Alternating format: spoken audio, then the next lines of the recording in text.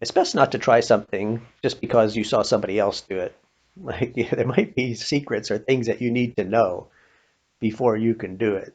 So maybe it's best to have somebody teach you and learn things rather than just saying, "Oh, I saw somebody do that one time. I think I can do it too."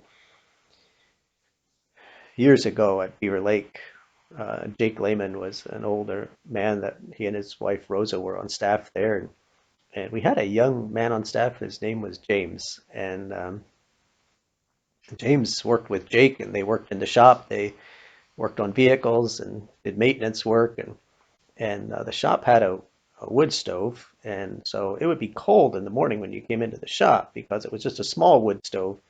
So you wanted to get a fire started as soon as possible to get the shop warmed up. It wasn't a big shop, so it didn't take long to warm it up.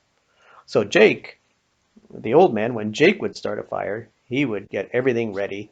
He would get his match ready and everything. He'd get all the kindling put in there, and then he would get a little tin can of gasoline, and he would throw it in. He'd have his match ready. He'd strike the match, and he'd burn it. You get a nice, real fire, a nice fire, real quick.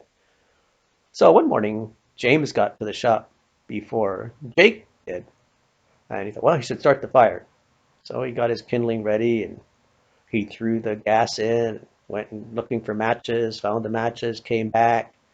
Well, in the meantime, the gas had time for the gas fumes to fill up the stove.